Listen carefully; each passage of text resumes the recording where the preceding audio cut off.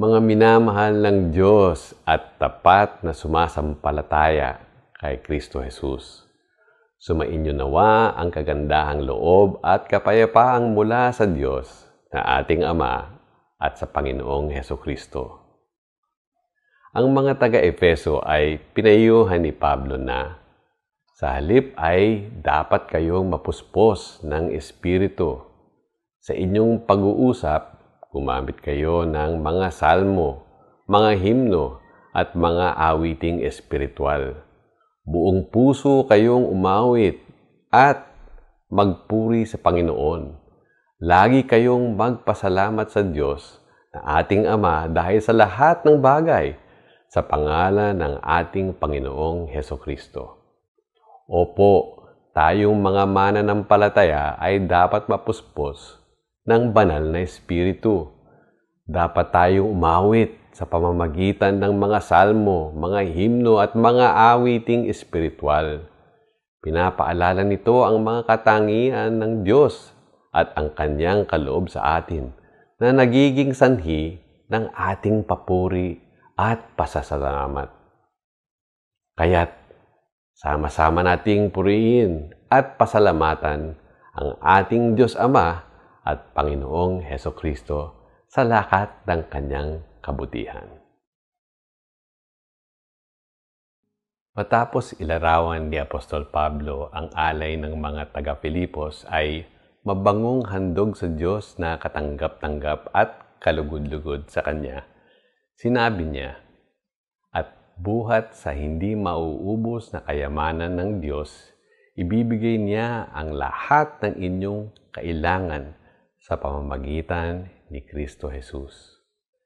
Naway maalala natin na ang Diyos ay naglalaan para sa ating mga pangangailangan, na ang Diyos ay nagbibigay ng ayon sa Kanyang kayamanan. Maaari niyong ipadala ang inyong mga alay para sa mga gawain ng simbahan at pagpapahayag ng Ebanghelyo sa pamamagitan ng mga sumusunod na bangko. Maaari niyong italaga ang inyong pagbibigay para sa ating tulong sa COVID-19. Mangyaring kaagad ipaalam sa amin sa pamamagitan ng email na ang inyong alay ay para sa COVID-19. Ikalugod po sana ng Diyos ang ating munting handog sa Kanya.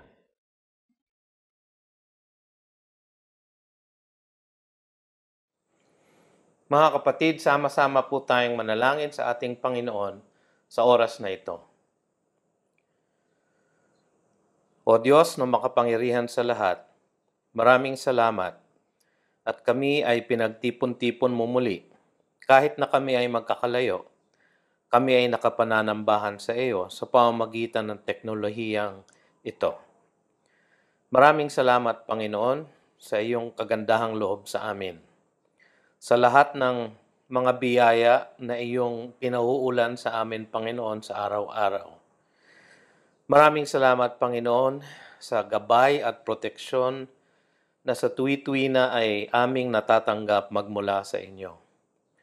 Tunay nga, Panginoon, na ang bawat lakad namin, ang bawat yapak namin, ang bawat kilos namin, Panginoon, ay iyong tinutunghayan at binabantayan. At lagi mo kaming inilalayo sa masama at sa kahit na anong sakuna. Kami, Panginoon, ay napapagitna sa isang coronavirus pandemic. Pero panatag ang aming loob sa iyo sapagkat ikaw ang makapangyarihan sa lahat at kami ay nasa iyong mga kamay. Kami man ay makaranas ng sakit o ng paghihirap, alam namin, Panginoon, na kayo ay laging nariyan at pinagpapasalamat namin ang katotohanan ito. Sa aming pagsasama-sama ngayong hapong ito, kayo po ang aming sinasamba. Kayo ang aming pinupuri, Panginoon. At nawa sa aming mga pananalangin, pag-awit, at sa aming pagbasa at pangangaral ng iyong salita, kayo po ay maluwalhati sa aming kalagitnaan. Dapat lang, Panginoon, na kayo ay sambahin dahil sa inyong kapangyarihan, dahil sa inyong kadakilan, dahil sa inyong katalinuhan, O Diyos, na higit sa lahat. Ngunit, dagdag pa rito, Panginoon, dapat kayong papurihan at walhatiin dahil sa inyong kagandahang loob, kahabagan, at pagmamahal sa amin. O Panginoong Diyos, alam namin na hindi kami nararapat na mahalin ninyo. Kami po ay makasalanan, kami po ay mahina at marupok. At araw-araw, Panginoon, oras-oras kung minsan, kami ay nagkakasala sa iyo. Sa aming pag-iisip, sa aming mga puso, sa aming pananalita, at sa aming mga paggawa. Hindi namin mapigilan, Panginoon, ang aming pagkakasala sa iyo, sapagkat kami ay tunay ngang makasalanan sa aming kalikasan. At nagpapasalamat kami, Panginoon, na dahil sa inyong kagandahang loob sa amin at kahabagan sa amin, kami ay inyong iniligtas magmula sa kasalanang ito. Sa aming makasalanang kalikasan, Panginoon, tinakpan ng dugong umago sa krus, nagmula sa aming mananakop at tagapagligtas na si Jesus, ang siyang nagbayad at nagtakip, Panginoon, sa aming mga pagkakasala sa iyo. Salamat, O Diyos, sa dakilang kaligtasan na nasa amin dahil kay Jesus. Panginoon, idinadalangin din namin ang aming bayan, ang aming mga pinuno, ang aming Pangulo, ang pangalawang Pangulo, ang lahat ng miyembro ng kabinete at lehislatura, ang lahat ng mga nangangasiwa ng aming mga pamahalaang lokal, mga gobernador at mayor at mga konsehal, mga pinuno ng barangay at mga kawani nila. Maraming salamat din po sa paglilingkod na iginagawad ng Sandataang Lakas ng Pilipinas, ng aming kapulisan. Pagpalain mo nawa sila, Panginoon, at bigyan ng kalakasan. Protektahan niyo sila, Panginoon, mula sa pagkahawa sa sakit na ito na lumalaganap. Kayo po ang mag-ingat sa kanilang lahat. Bigyan mo sila ng talino, Panginoon, upang sa kanilang pamamahala ng aming bayan ay ang pinakamabuti, Panginoon, ang maisagawa nila. At iyong naaayon, Panginoon, sa iyong kalooban para sa amin. Idinadalangin din namin, Panginoon, ang aming iglesia, ang Green Hills Christian Fellowship. Marami pong salamat at ito ay tinaguyod mo sa aming kalagitnaan. Maraming salamat, Panginoon, sa mga membro namin na aktibo at kabahagi namin palagi, Panginoon, sa pananalangit at pananambahan sa iyo. Kasama namin, Panginoon, sa aming pagmiministeryo at paglilingkod sa iba't ibang mga dako, Panginoon, sa aming komunidad. Pagpalain mo nawa, Panginoon, ang aming mga growth group, ang aming mga fellowship group, ang lahat ng mga outreach namin, Panginoon, sa mga hindi pa nakakakilala sa inyo. Idinadalangin lalo namin, Panginoon, yung mga nag-a-attend na sa amin, nakikipanambahan sa amin, Panginoon, ngunit hindi pa tunay na nakakakilala sa inyo. Alam namin, O Diyos, na kayo po ang nagpalapit sa kanila sa aming kalagitnaan upang sila ay makarinig ng inyong salita at ng inyong ebanghelyo at upang sila, Panginoon, sa wakas ay makakilala sa inyo. O Diyos na makapangyarihan sa lahat, sa aming pananambahan ngayong hapon, kayo nawa ang maluwalhati. Basbasan mo ang bawat sangkap, Panginoon, ang aming pananalangin, ang aming pag-awit, ang aming pagbasa ng iyong banal na salita, at ang aming pangangaral at pag-aral, Panginoon, ng iyong mensahe sa amin ngayong hapong ito. Kayo po ang manguna sa amin, O Diyos. Ito ang dalangin namin sa tanging pangalan lamang ng aming mananakop at tagapagligtas na si Jesus. Maraming salamat muli, Panginoon. Amen.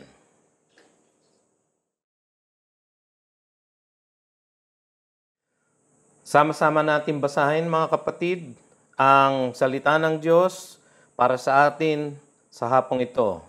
Matatagpuan ito sa mga awit, kabanatang 51, talatang 1 at 2, 10 at 17. So Psalm 51 verses 1 and 2, verse 10 at verse 17. Maawa ka sa akin, O Diyos, ayon sa iyong tapat na pag-ibig. Ayon sa iyong saganang kaawaan ay pawiin mo ang aking mga paglabag. Hugasan mo akong lubos sa aking kasamaan at linisin mo ako sa aking kasalanan. Lumalang ka sa akin ng isang malinis na puso, O Diyos, at muli mong baguhin ang matuwid na espiritu sa loob ko. Ang mga hain sa Diyos ay bagbag na diwa, isang bagbag at nagsisising puso, O Diyos, ay hindi mo hahamakin. Pagpalain nawa ng Panginoon ang pagkakabasa ng kanyang salita.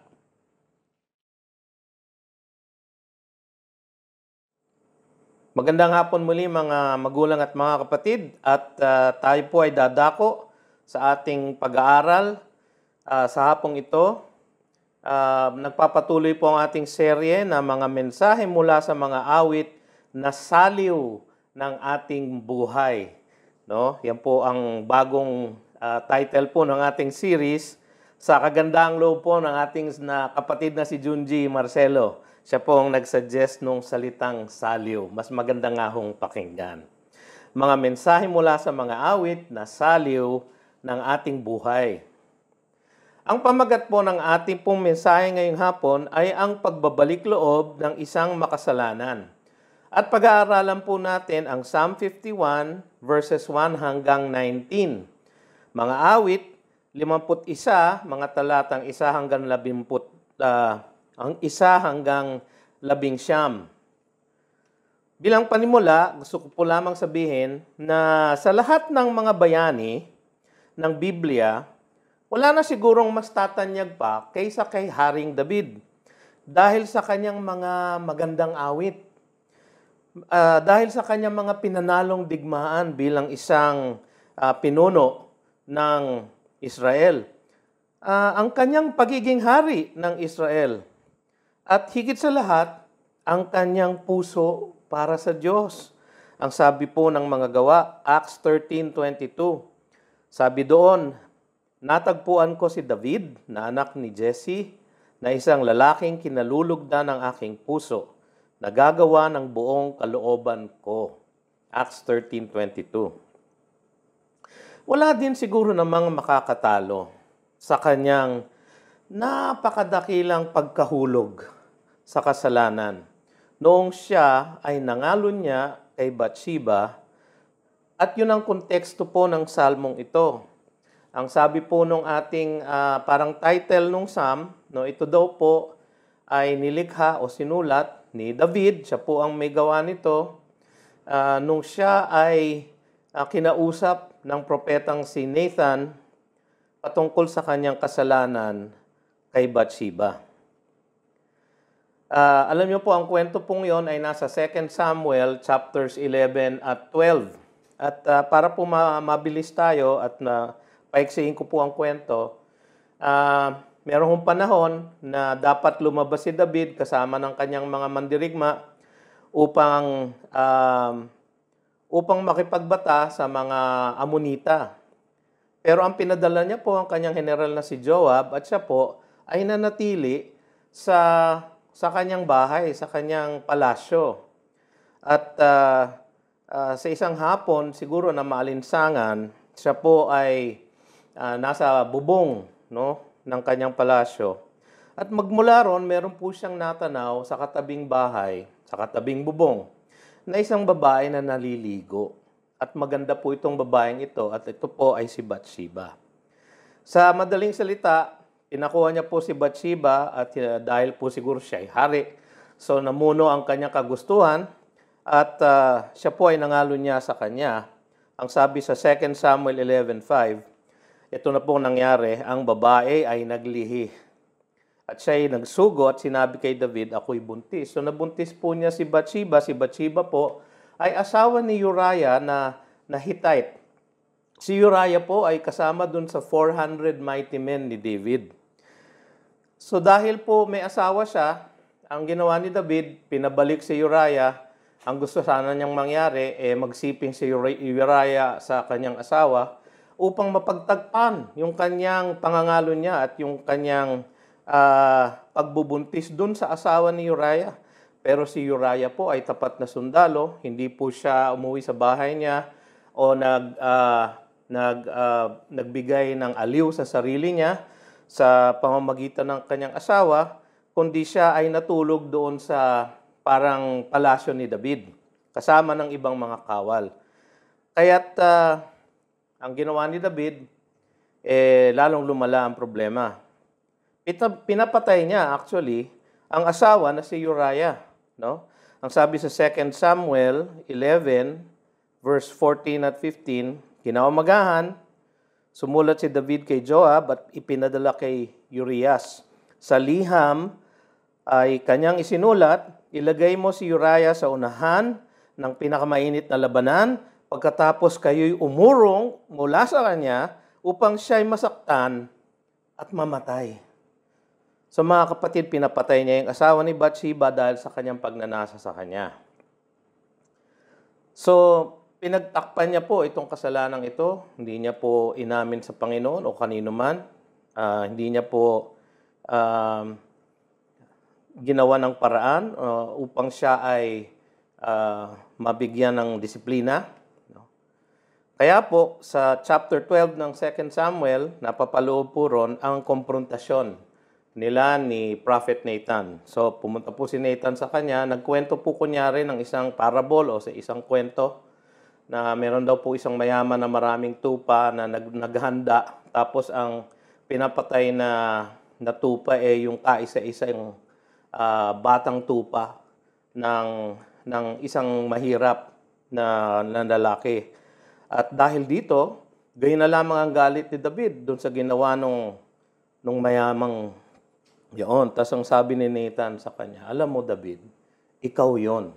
Ikaw yon. So ang sabi niya sa 2 Samuel chapter 12 verse 9, bakit mo hinamak ang salita ng Panginoon upang gumawa ng masama sa kanyang paningin? Tinaga mo ng tabak si Uriah na Heteo at kinuha mo ang kanyang asawa upang maging iyong asawa at pinaslang mo siya sa pamamagitan ng tabak ng mga Ammonita. So, nabunyag din ang kanyang kasalanan sapagkat wala naman pong naitatago sa mata ng Diyos at sa mga lalaking kanyang itinayo upang maging propeta. So, dahil nga dito, ay umamin na si David sa kanyang pagkakasala sa Panginoon.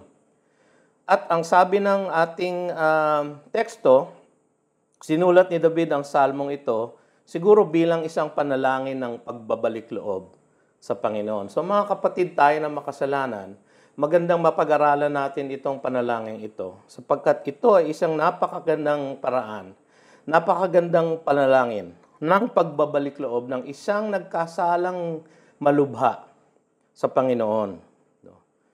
So tatlo po ang parte ng panalangin ito. Ang una po ang kanyang kahilingan na patawarin mo ako. Ang pangalawa po ay kanyang kahilingan na linisin mo ako. At ang pangatlo po ay ang kanyang panalangin na gamitin mo ako. So mga kapatid, tignan po natin ang salmong ito na panalangin ni David sa Panginoon ng paghingi ng tawad at pagbabalik loob sa kanya. Sabi niya, patawarin mo ako sa unang 6 na talata ng salmong ito.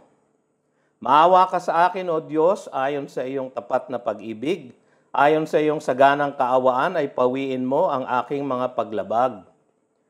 Hugasan mo akong lubos sa aking kasamaan at linisin mo ako sa aking kasalanan.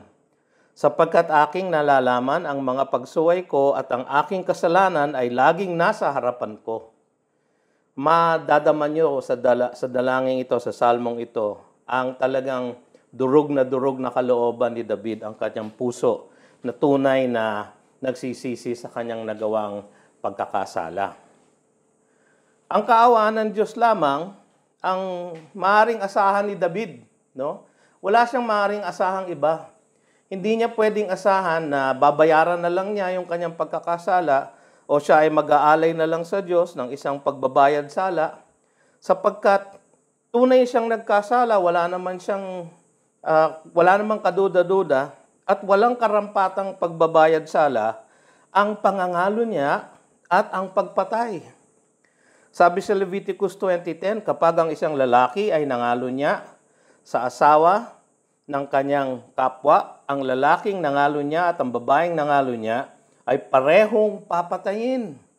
So capital punishment po, death po ang sentensya sa mga nangangalo niya at pumapatay. Pumatay din po si David dahil pinapatay niya si Uriah. Ang hiniling niyang pagpapatawad sa verse 2 ay ang pagpawi ng kanyang paglabag. Sa English po, transgression, pagtawid sa linya. Paghugas ng kanyang kasamaan. Sa English po, iniquity, yung pong kasamaan na nasa loob ng tao. At paglinis ng kanyang kasalanan. Sa English po, sin. O yung, ang sabi nila, to miss the mark. No? Kapag nagkulang ka, kahit na maliit o malaki, basta nagkulang ka, kasalanan po yon, sin. Ginamit niya itong tatlong kahilingan na ito. Pagpawi ng kanyang paglabag, paghugas ng kanyang kasamaan, at paglinis ng kanyang kasalanan. Na Diyos lang ang pwedeng magkaloob talaga. So umasa na lang siya sa awa ng Diyos. Sabi sa Isaiah 43:25, Ako nga ang siyang pumapawi ng iyong mga pagsuway alang-alang sa akin, at hindi ko aalalahanin ang iyong mga kasalanan. Yan ang sabi ng ating Panginoon. Ang lahat ng kanyang pagkakasala ay damang-dama niya, mga kapatid. Sa verse 3, nakita natin ito. Sa kanyang buong pagkatao, meron pa siyang isang salmong sinulat na penitential psalm din po, na kanyang panalangin din sa Panginoon, Psalm 32. At sa verse 3 po nun, sinabi, Nang hindi ko ipinahayag ang aking kasalanan, nang hina ang aking katawan sa pamamagitan ng aking pagdaing sa buong araw. So nanakit ang kanyang kalamnan, ang kanyang mga buto. Nagkasakit siya siguro dahil itinatago niya at ayaw niyang ipahayag ang kanyang kasalanan. Bagaman nagkasala din si David sa maraming tao, kay Bathsheba, sabi ng iba, ni-rape daw niya si Bathsheba o pinuwersa ang kanyang sarili sa kanya. Kay Uriah, lalo na po, pinapatay niya. At si Uriah pa pinahatid niya ng sulat na pag-uutos niya kay Joab na papatay, na hayaang mamatay si Uriah. Si Uriah po ang nagdala ng sulat na yun kay Joab. Si Joab mismo, dahil naging accomplice siya, naging katulong siya sa pagpatay kay Uriah. Sa pamilya niya, sa kanyang mga asawa at mga anak, marami na nga po siyang asawa itong si David. Ito po talaga ang kanyang kahinaan. At higit sa lahat na nilabag niya, ang higit sa lahat na nilapastangan niya, ayon sa verse 4, ay ang Diyos. Sabi sa verse 4, Laban sa iyo lamang ako nagkasala at nakagawa ng kasamaan sa iyong paningin, upang ikaw ay maging ganap sa iyong pagsasalita at walang dungis sa iyong paghatol. So sinasabi niya, tama daw ang paghatol ng Diyos sa kanya. Dapat lang na siya ay parusahan. Makatarungan ang gagawin ng Panginoon sa kanya kung siya man ay paparusahan.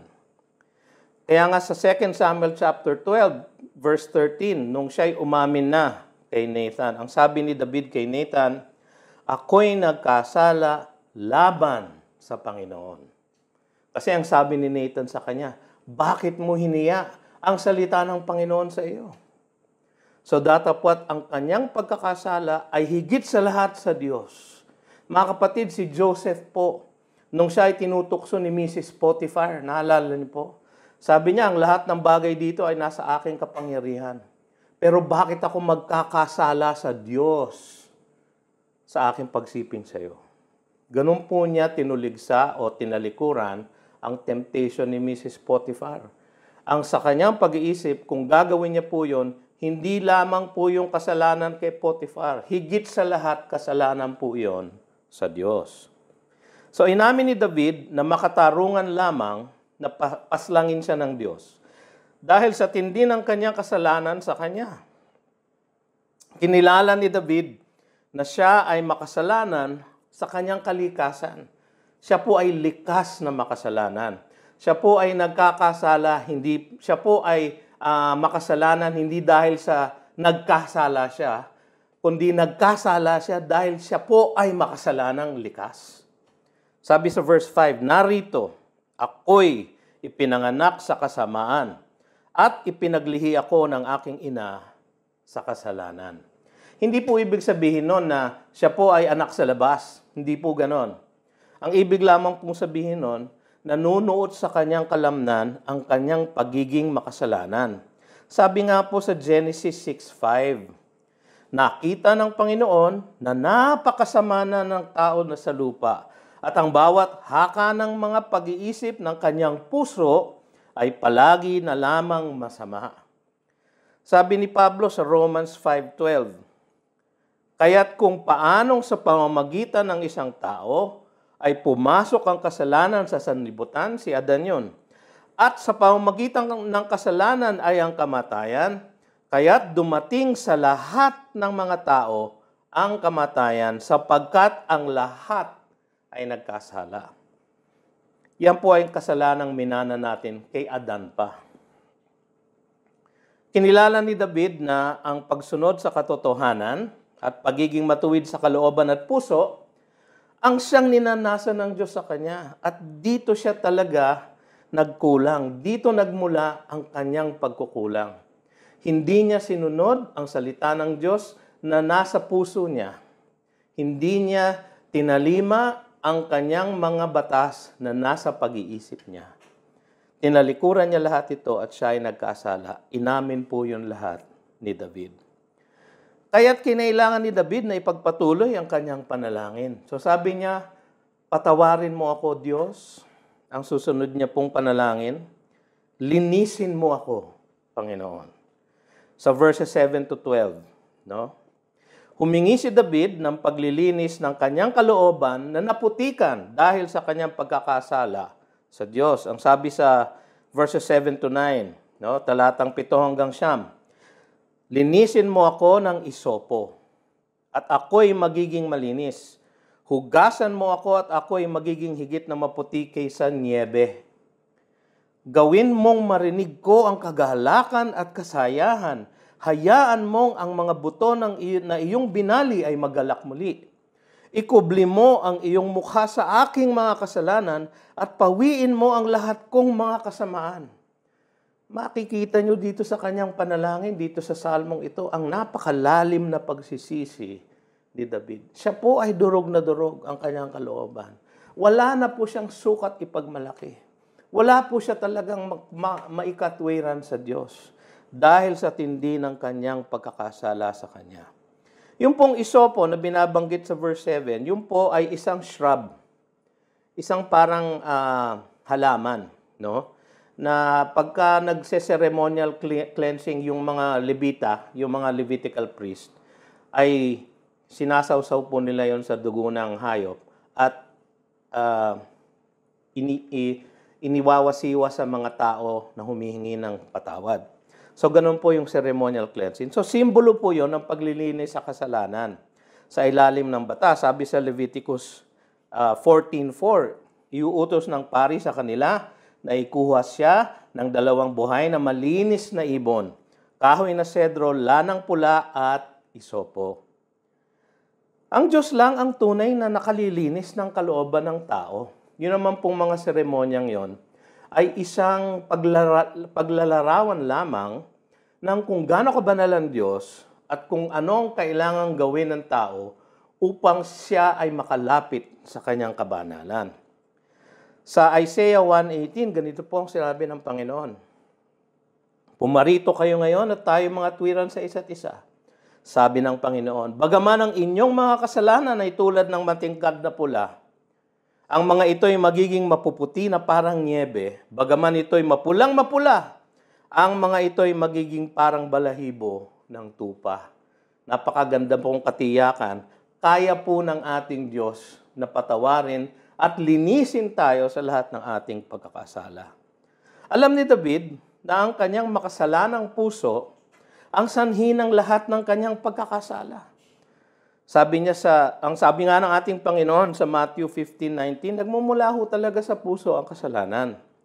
Sabi ng Panginoon sa Matthew 15:19, sapagkat nagmumula sa puso ang masasamang pag-iisip, pagpatay, pangangalo niya, pakikiapid, pagnanakaw, pagsaksi sa kasinungalingan, at paglapastangan.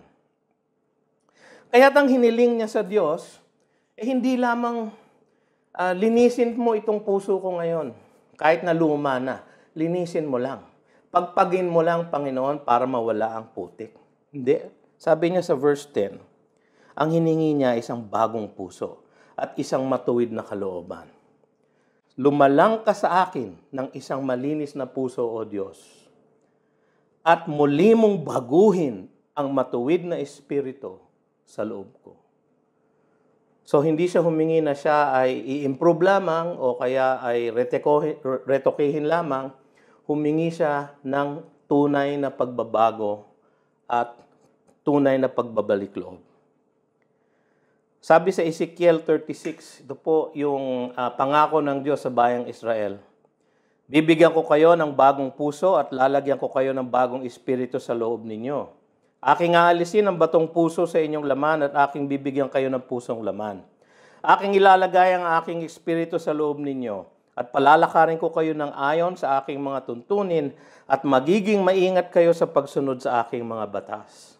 Yan po ang pangako ng Diyos sa atin kung tayo ay lalapit sa Kanya at hihingi ng paglilinis. Hiniling din niya sa verse 11 na huwag bawiin ng Diyos ang Kanyang Espiritong Banal na pinagkaloob ng Diyos sa Kanya.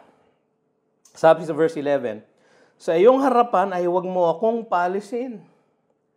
At ang iyong banal na espiritu sa akin ay huwag mong bawiin. Alam niyo, nung siya po ay inanoint ni Samuel, naalala niyo yon sa 1 Samuel chapter 16, at binuhusan ng oil, ng langis. Ito po ang sinabi, kaya't kinuha ni Samuel ang sungay ng langis at binuhusan siya sa gitna ng kanyang mga kapatid, at ang Espiritu ng Panginoon ay dumating na may kapangyarihan kay David mula sa araw na iyon. Ang sabi naman sa 2 Samuel 7:15, kaya po natatakot si David na baka iwanan siya ng Espiritu. Ang sabi doon, ngunit hindi ko aalisin sa kanya ang aking tapat na pag-ibig gaya ng pagkaalis nito kay Saul, na aking inalis sa harap mo.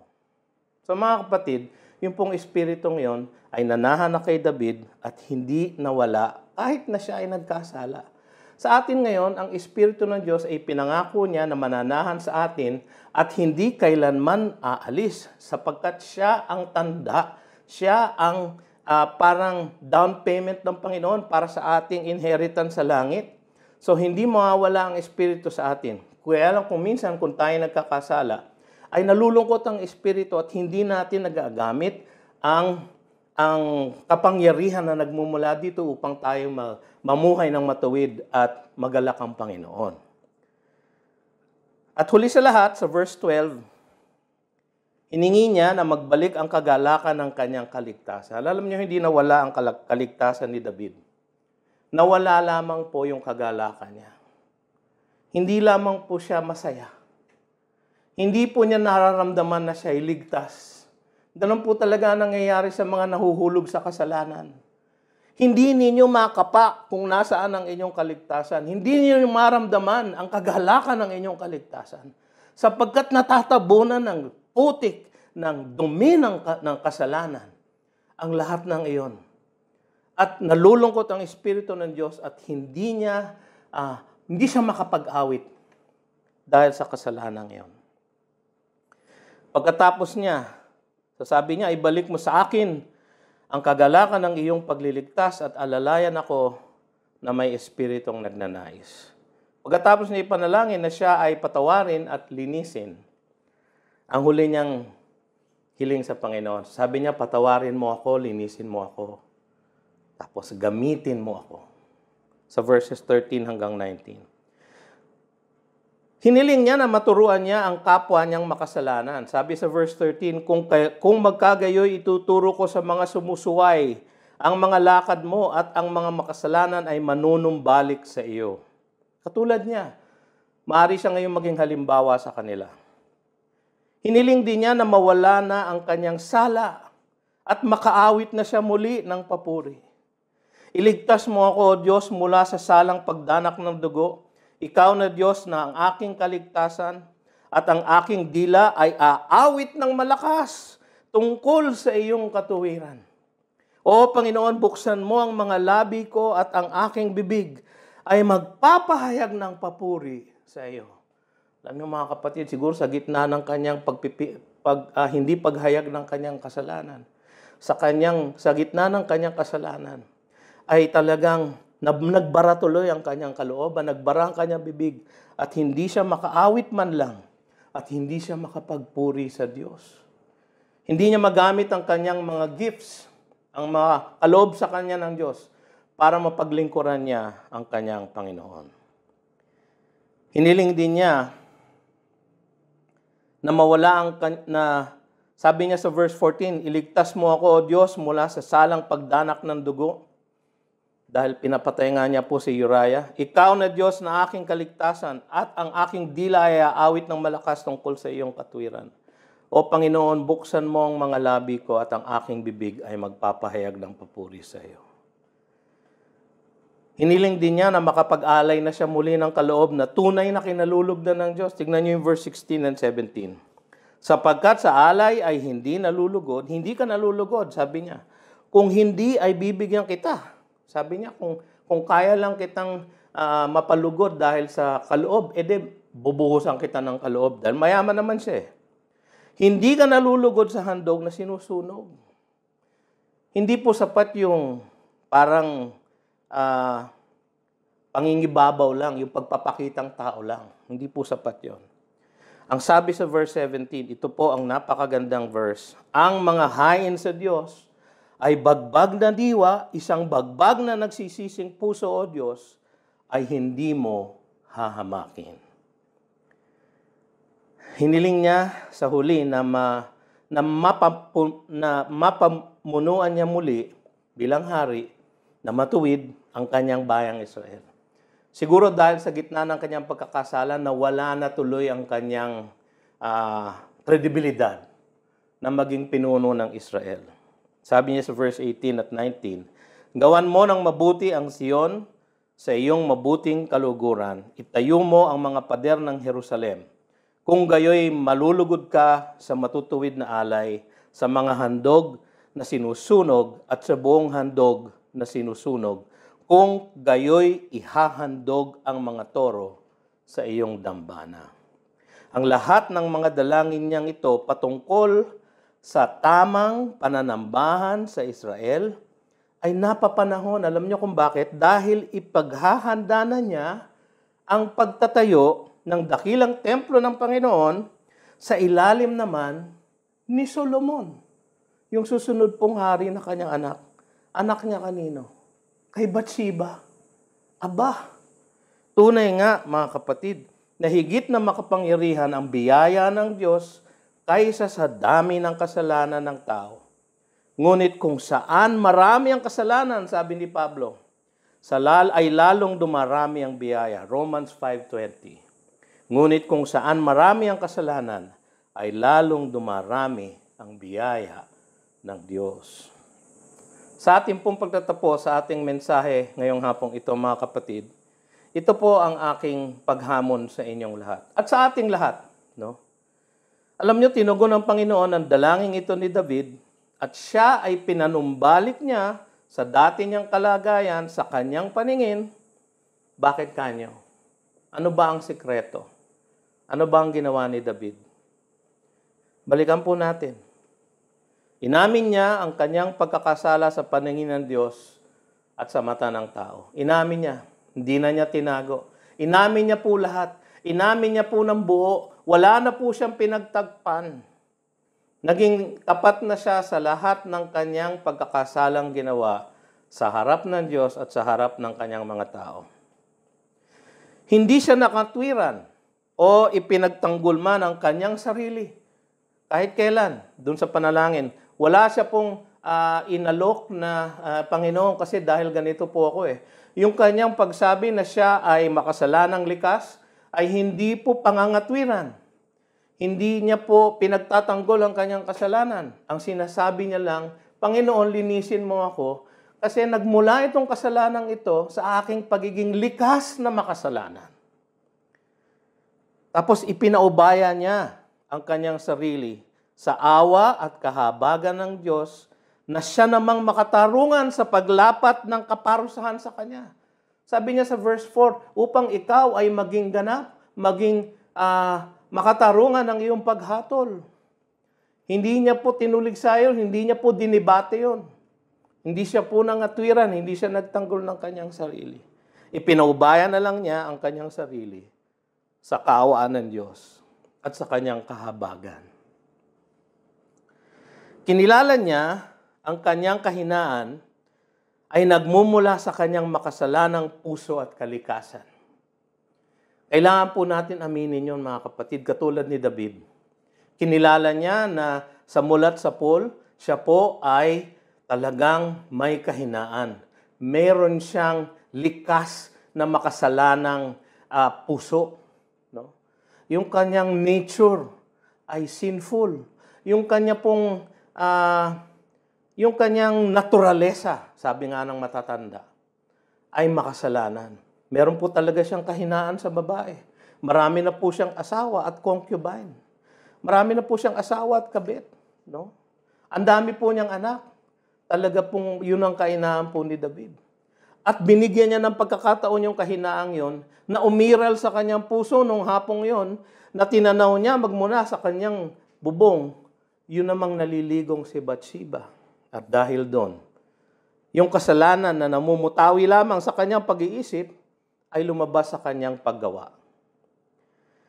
Kinilala din niya na ang kanyang kahinaan ay nagmumula talaga sa kanyang pag-iisip. Kaya nung humiling siya, nalinisin siya ng Panginoon, hiniling niya na baguhin ng Panginoon ng lahat. Pati na yung kanyang puso, pati na yung kanyang kalooban. Na nawa ibalik ng Panginoon yung matibay na kanyang pananampalataya, na yung matibay na kanyang pagsunod sa kanyang salita. Inamin niya na kailangan niya na baguhin siyang lubusan ng Diyos. Mula sa loob hanggang sa labas. Kung siya ay magpapatuloy sa kanyang paglilingkod sa Kanya, kung siya ay magpapatuloy sa kanyang paglakad ng may pananampalataya sa Kanya, kung siya ay mananambahan sa Kanya at aawit muli at magpupuri sa Kanya, kailangan siyang baguhin ng Diyos mula sa loob hanggang sa labas.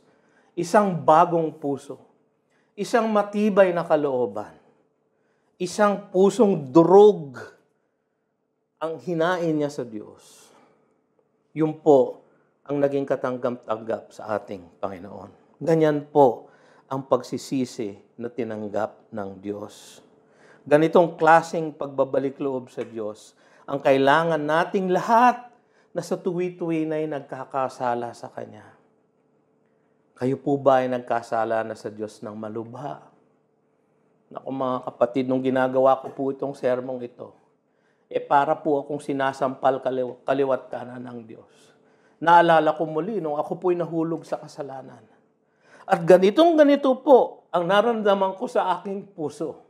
Ganito po ang kadurog ang aking kalooban at ang aking puso. Hindi po ako makapag-awit sa Diyos. Hindi po ako makapanalita ng Kanyang salita. Hindi po ako makapagturo. Hindi ko po magawa ang lahat ng aking ministeryo. Katulad ni David, ako po ay nasadlak sa isang malalim na hukay na hindi po ako makaahon. Mga kapatid, ang Diyos lamang po ang makapag-aahon sa atin. Magmula sa hukay na ilulubog tayo ng kasalanan. Sundin natin ang halimbawa ni David. At tayo rin ay makatatagpo ng ganap na kapatawaran, pagbabago, at panunumbalik sa Diyos.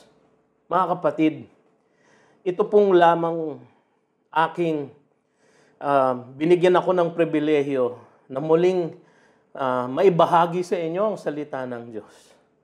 Napakalaking kagandahang loob na po ng Diyos sa akin. Napakalaking biyaya. Hindi ko po naisip na pwedeng ibalik ito ng Diyos. Siguro si David din, hindi niya maisip na pwede siya magpatuloy bilang hari ng Israel. Ganon kanyang sinalangsang ang lahat ng pag-uutos ng Diyos sa kanya. Pero mga kapatid, ang Diyos ay maawain, siya ay mahabagin, malalim ang kanyang pagmamahal sa atin, malawak ang kanyang kagandahang loob. Hindi po natin masusukat ang lawak ng kanyang pagpapatawad sa atin.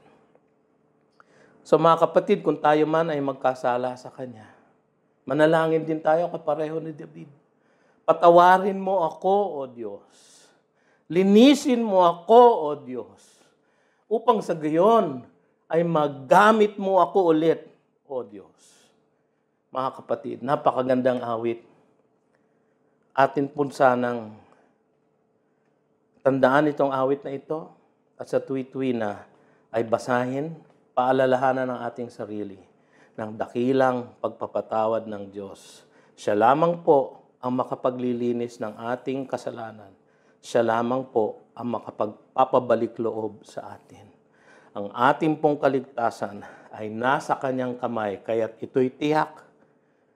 Ngunit kung minsan pang ang ating mga pagkakasala, nawawala ang kagalakan ng ating kaligtasan. Ang Diyos lamang po ang pwedeng magbalik niyan sa atin. Kaya't sa Kanya tayo humingi ng tawad, sa Kanya tayo umasa sa paglilinis, at sa Kanya tayo maglingkod at magpatuloy na magpagamit sa Kanya para sa Kanyang kalwalhatian at para sa Kanyang kapurihan. Mga kapatid, si David po ay naisagawa niya lahat ang kanyang mga balakin para sa Israel at siya ay muling nakapaghandog sa Diyos, muling nakaawit sa Diyos, muling nakapagpuri sa Diyos at ang kanyang anak, na anak niya doon sa babaeng kung kanino siyang dangalo niya. Tinakpan ng Panginoon ang kanyang kagandahang loob at ng kanyang pag-ibig. Ang kaugnayan na yon. At si Solomon ang ginamit ng Diyos upang itayo ang dakilang templo, kung saan ang papuri sa Diyos at ang lawalhati sa Diyos ay umiral muli. Mga kapatid, doon sa lalim ng pagkakasadlak ni David sa kasalanan, hindi na niya naisip na siya ay makakabangon muli. Kayo po ba ay merong ganyang karanasan? Kung meron po, huwag po kayo mawawalan ng pag-asa, sapagkat ang ating Diyos ay dakila at malawak ang Kanyang pag-ibig. Sabihin niyo sa Kanya, patawarin mo ako. Sabihin niyo sa Kanya, linisin niyo po ako. At italaga niyo sa Kanya, gamitin niyo po ako. Yan po ang mensahe ng Panginoon sa atin ngayong hapong ito. Tayo po ay manalangin. Panginoon, marami pong salamat sa mensaheng ito. Nawa ay masunod namin ang halimbawang iniwan sa amin ni Haring David, na iyong propeta din, at tagagawa ng mga awit. Nawa, Panginoon, itong awit na ito ay maging tunay na saliw sa aming mga buhay. At sa aming pagkakasala sa iyo, Panginoon, at sa aming panunumbalik sa iyo, nawa ay sundin namin ang halimbawa ni David sa panalangin at sa awit na ito. Ito ang aming samot dalangin sa pangalan ni Jesus. Amen.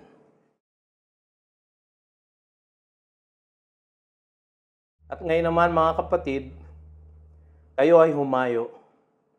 Nataglay ninyo ang pag-ibig at kagandahang loob ng Diyos. Ang lakas at katapatan ng Panginoong Hesukristo at ang tanglaw, ang gabay, ang pakikipisan ng Diwang Banal magmula ngayon at magpasawalang hanggan. Amen at Amen. Magandang hapon po sa inyong lahat.